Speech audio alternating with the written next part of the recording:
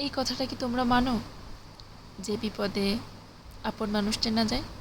আমি কিন্তু অনেক বেশি মানি। ভালো সময়ে পাশে দাঁড়ানোর মানুষের অভাব হয় না। হাসি আর সুবিধার ভিড়ে সবাই কিন্তু আপন হয়ে ওঠে তখন। সফলতার আলোয় তখন মুখের হাসি হয় সহজ। আর তার সাথে কথার উষ্ণতা, তা তো থাকে অঢেল। কিন্তু বিপদের সময় যে ছবি বদলে যায়, ভিড় সরে যায় ধীরে ধীরে। অনেক পরিচিত মুখ তখন হয়ে ওঠে অচেনা, অপরিচিত। আরে ভাই, কে আপনি? আমি তো আপনাকে কখনো দেখিনি, কখনো চোখের সামনেও পড়িনি। এরকম একটা অবস্থা। আর তখন তখন কথার জায়গায় নীরবতা বসে। ঠিক সেই মুহূর্তে যে একজন পাশে থাকে নিঃস্বার্থভাবে, যে কাঁধ কখনো সরে যায় না, সে মানুষটাই কিন্তু সত্যিকারে আমাদের আপন। সে সত্যিকারে আমাদের ভালোবাসে বলেই সে কখনো কাঁধ থেকে হাত ছড়াবে না। কারণ আমাদের সম্পর্কের পরিচয় সুখে নয়, সংকটে লেখা হয়। আর যে মানুষটি কঠিন সময়ে হাত ছাড়ে না, তার মূল্য কোনো তুলনা হয় না, মাপাও যায় না। তার মূল্য অতুলনীয়।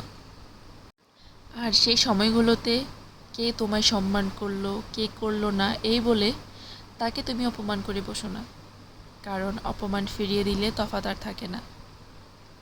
বরং তার সঙ্গে ভালো ব্যবহার করো, নিজের জায়গা ঠিক রেখেই কথা বলো। কারণ ভদ্রতা দুর্বলতা নয়, এটা চরিত্রের পরিচয়, বংশের পরিচয়, মা বাবার পরিচয়। তোমার সংযম, তোমার বিনয় একদিন তাকে নিজের দিকেই তাকাতে বাধ্য করবে। সে বুঝবে সব শক্তি উচ্চস্বরে কথা বলা নয়, কিছু শক্তি নীরব আচরণে হয়ে থাকে। মানুষকে ছোট করে নয়, নিজেকে বড় রেখে এগিয়ে যাও। কারণ সম্মান আদায় করা যায় না, সম্মান সৃষ্টি হয় ব্যবহার থেকে। আর এই সম্মানেই মানুষের আসল পরিচয়। তো অনেক কথা বলে নিয়েছি, অনেক জ্ঞান দিয়েছি। এবার আমার অবস্থাটা দেখো, কিভাবে আমি কাজ করি। আমার সন্ধ্যা থেকে যুদ্ধ শুরু হয়েছে, তখন বাসায় কেউ ছিল না। আর আমার এই মেয়ে আমাকে জাস্ট পাগল বানিয়ে দিছে। সন্ধ্যার কাজগুলো করতে আমার একটু বেশিই ঝামেলা হয়। যখন ওর বাবা আসে তখনই আমি কাজ শুরু করি, সন্ধ্যার রান্না বান্না, রুটি বানানো, যাতে করে সকালে কষ্টটা না হয়। এই জন্য আমি রাতে রুটিটা বানিয়ে রাখি। কারণ ওর বাবা সকাল সকাল বের হয়ে যায় 7:30টার মধ্যে, তো তখন আসলে রুটি বানানো সম্ভব হয় না। আমি এই যে দেখো, এভাবে আমি প্রসেসিং করে ফ্রিজে রেখে দিব।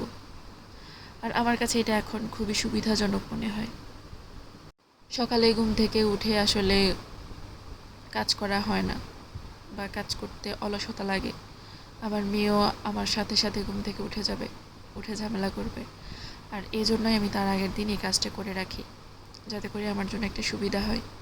আমার এই টেকনিকটা যদি তোমাদের ভালো লাগে, তোমাদের যদি এরকম বেবি থাকে সকাল সকাল উঠতে হয়, তাহলে এটা তোমরা ফলো করতে পারো। সত্যি বলছি, এটা অনেক সাহায্য করে এভাবে রাখাটা। সকাল সকাল ঝামেলাটা কম হয়। আর সন্ধ্যা থেকে আমার মনে হয়েছে আমি একটা যুদ্ধ করে গেছি, দ্বিতীয় বিশ্বযুদ্ধ। তো শেষ তৃতীয় বিশ্বযুদ্ধ করেছি মেয়ের সাথে। তো যুদ্ধ করতে করতে ফাইনালি আমার ভাত রান্না হলো, মাংস রান্না করা হলো, রুটিও বানানো হলো। সব কিছু করা শেষে এই যে আমার কন্যা যে ঝামেলাগুলো করছে, তাকে রেখে যে আমি কাজগুলো করছি, এখন এগুলো আমাকে গুছিয়ে ঠিকভাবে রাখতে হবে। তার বড়দির জিনিসপত্র সব এলোমেলো করে ফেলছে। তো এই ভিডিওটা এখানেই শেষ করছি। আমার এই পুরো ভিডিওটা কে দেখেছেন, কারা দেখেছেন সেটা অবশ্যই কমেন্ট করে জানাতে ভুলবেন না।